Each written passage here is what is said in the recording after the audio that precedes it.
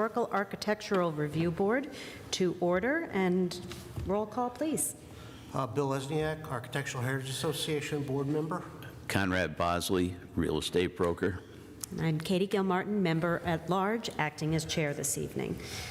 John Finnerty, Solicitor. I apologize, John, I forgot about you over there. I'm trying to make sure I have everything in order. We have our review of the January 9th minutes. If everybody had an opportunity to review those. I'll make a motion that they be accepted as circulated. I'll second. On the question? Aye. Aye. Very good.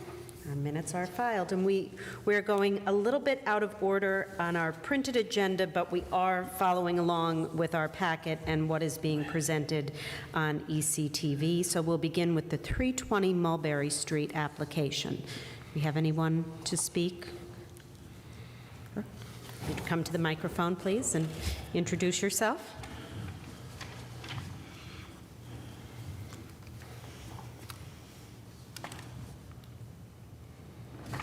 Hi, can you guys hear me okay? My name's Scott Kegris. I'm with Kegris Outdoor Advertising.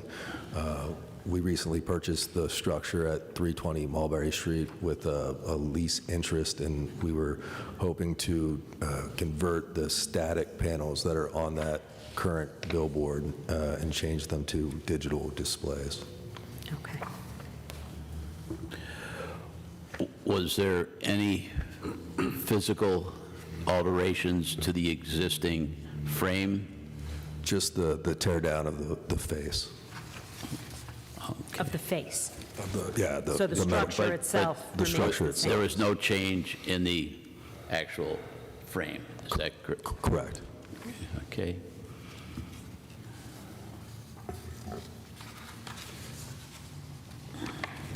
Are there any questions, any other comments? Any comments? Okay. And I'm being told there's someone else who'd like to speak on the matter? Is that correct? And is, Mr. Finnerty, is that allowed if someone other than the applicant wants to make a comment? Okay. Do we have any questions for the applicant? No. Okay. Then if there is anybody else who'd like to speak? Yep. Hi. How are you? My name is Donald Mamano. I'm the owner of 317 Linden. I just became aware of the HARB application today, and I don't know if it's like zoning where you normally notify the affected property owner or adjacent property owners. No. Probably not, but so my interest in the building, obviously the billboard was there prior to me owning it. There was an easement from the former owner, which is, I guess, what was transferred or is being transferred to the new applicant. My frustration is with the billboard. For my due diligence, previously when I purchased the building, I filed the right to know request with the zoning officer in 2012, which I have with me here. He noted on there that it never went before the zoning hearing board ever before to get that billboard installed. There was a permit that was pulled for the billboard. I don't believe it's exact to what was put there today. And I just think there's no right or reason to have a double-sided digital billboard, one hanging over Mulberry Street. I don't know what PennDOT regulations are, what their role is on this here, but it just seems a little obnoxious to have a double-sided digital billboard that close to Mulberry Street. I know there's others that are close by that are on-premise advertising, so it might be a little different. That was just, for me to find out on a Saturday that I got a call from the city that I'm putting a billboard up, which I wasn't. Then I found out that it was being done without a permit. There's a stop work order on it. From what I understand, they're going through whatever channels to figure out how to get power to it. I don't know if they've overcome that or not, but just for the record, I just wanted to let everyone know that, it's on there. I didn't know about it, and I just don't think a double-sided digital billboard in the historic district is good there. And I'm also concerned because they didn't get engineering, from what I was told, from the zoning officer at the time. So my question is if a double-sided billboard with like a vinyl banner on it was rated for that weight capacity, if you're putting a double-sided digital billboard, it's a lot heavier. I mean, from the cranes that were in my parking lot without my permission, it seemed like a pretty serious installation. And are the footings adequate for that? I mean, with the wind load, if that falls down and compromises my building's foundation, falls on the sidewalk, hurts someone, there's some real concerns there. That's why I wanted to come and just hear what they had to say about it. Mr. Romano, does that hang over the sidewalk or does I it? don't think it hangs over the sidewalk. I mean, it looks pretty close, but I don't think it's hanging over the sidewalk. Okay, and you made reference to PennDOT? I was just curious, because I know Mulberry Street's a, state road, so I don't know what PennDOT's involvement is, if Okay. they have any involvement with the light, the glare, or anything like that. Okay. I personally, I understand there are a lot of other digital signs in that vicinity. I tend to agree. I'm a little hesitant to move forward with adding another digital sign. And yet, I want to make sure we're being consistent with that as a board. I believe in the past, we denied an application on Courthouse Square. Am I Yeah. correct about that? I think with the historic buildings and. Yes, They which... don't want to. Which certainly is a different set of circumstances, but I don't know if we might want to consider a motion to table this. It seems like there are some legitimate concerns brought forward, and we might need some other information. That's Yeah. Okay. I'll make a motion to table this until the concerns expressed are resolved.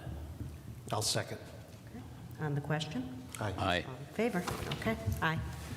Thank you, thank you. And Mr. Finnerty, perhaps reaching out to zoning to understand some of the comments that were, some of the concerns that were raised. I realize we might also need Mr. Muller's, I might like to have his input on some of this when he's able to read our minutes or watch the recording. Yeah, I And Ms. think- Kearney as well. I think we're going to need to get zoning's input on this to see if they have any objection to, what's being proposed. So we'll see what kind of file they have on this. Mr. Mamano, is he still here or did he leave? He left, okay. I'm curious, was there construction that was already started to do this project and the city shut it down? Or if you you'd wanna- like to come back to, Yeah. yes, thank you.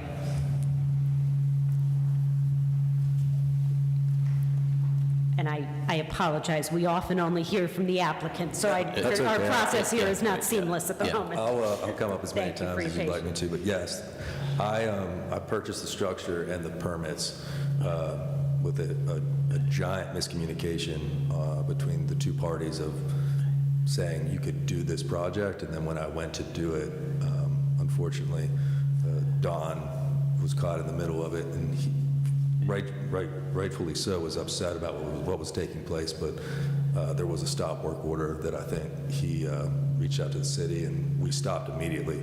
But from what I received, and we've been in business for 44 years, and we've been doing deals like this for a long time. I've never had this happen one time. So if there was any commotion or ill will or anything towards the city, it was a bad situation that I personally feel bad about, but we're trying to resolve it. But that's exactly what happened. So did any construction actually take place? Yes, yeah, there is actually one digital face hanging up at this point in time, and the other side is blank. So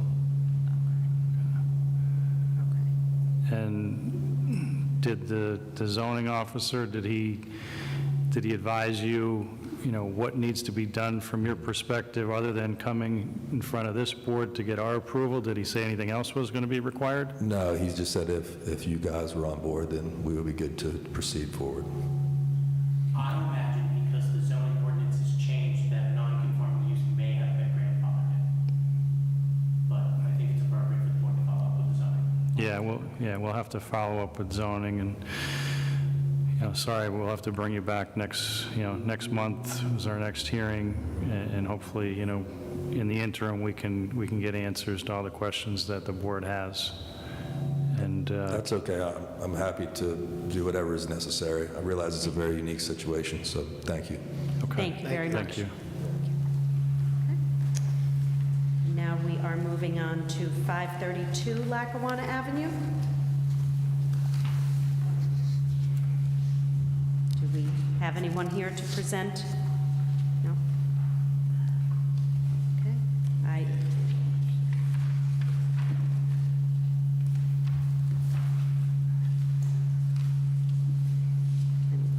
I will be recusing myself from this matter.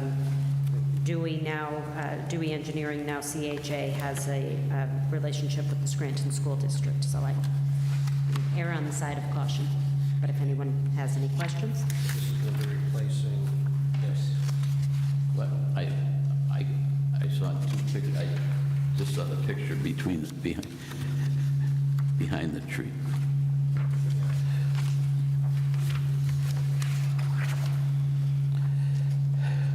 Okay.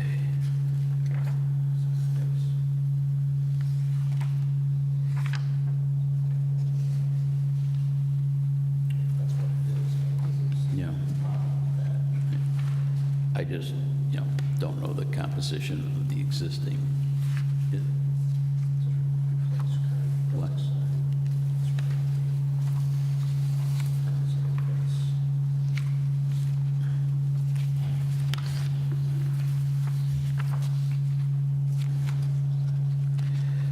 Okay, replace current acrylic sign with an updated current sign face. And this is an acrylic, so they're both acrylic.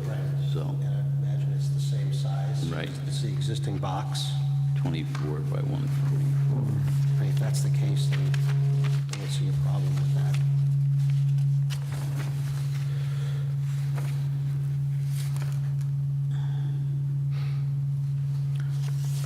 We have a motion? Yeah, I'll make a motion to accept it. Okay, I'll second the motion.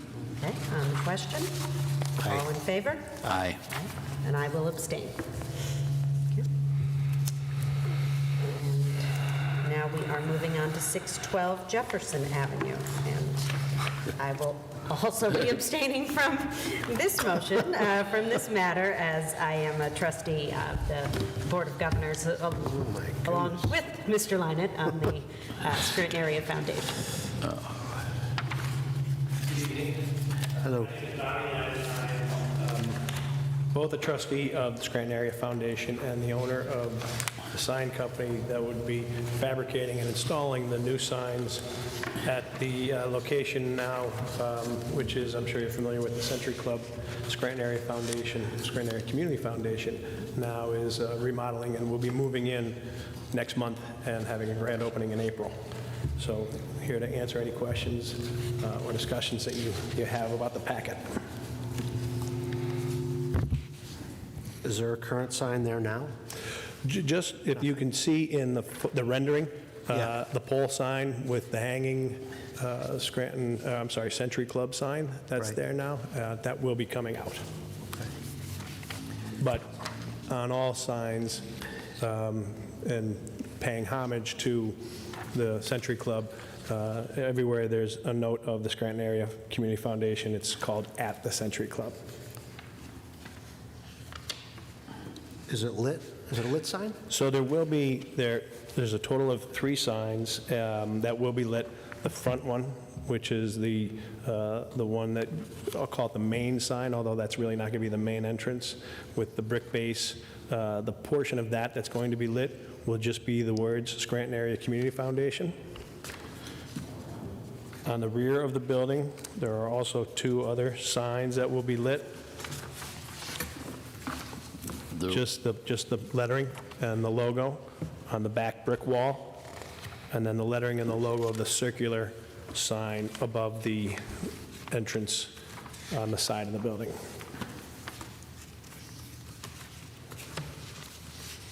Now, the ones on the, let's see, I guess it's the right-hand side and the rear, are they lighted? Now, which one is that? If you want to show me out. Let's,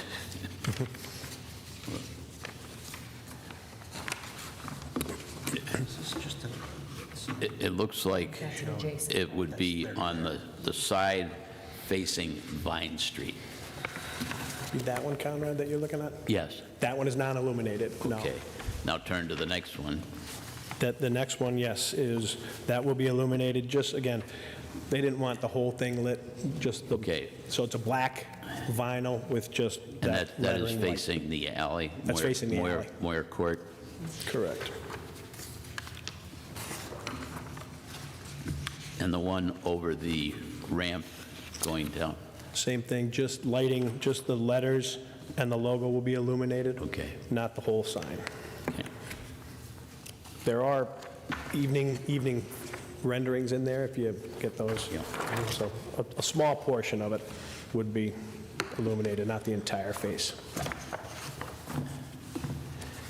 Will the placement of the one on Jefferson Avenue, I noticed you showed or included a picture of the Slocum law firm.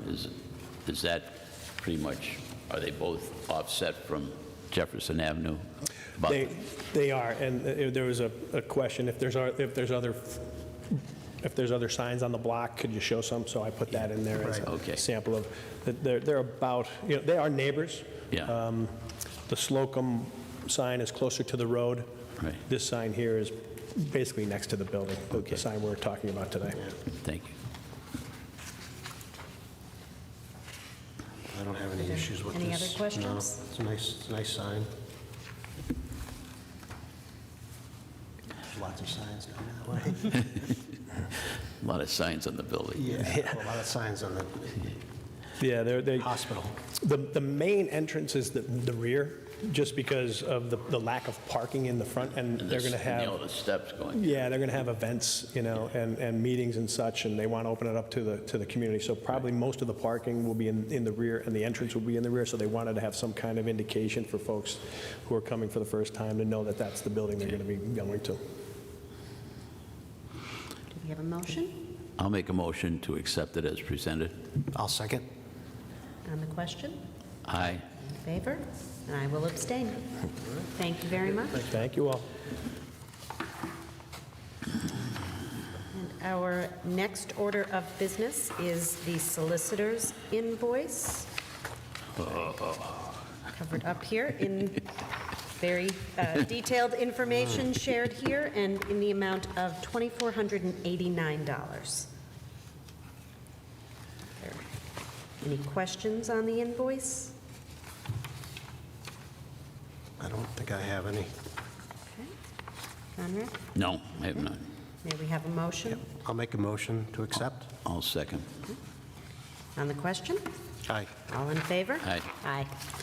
Okay. And the date of our next regularly scheduled meeting is March 13th, 2025.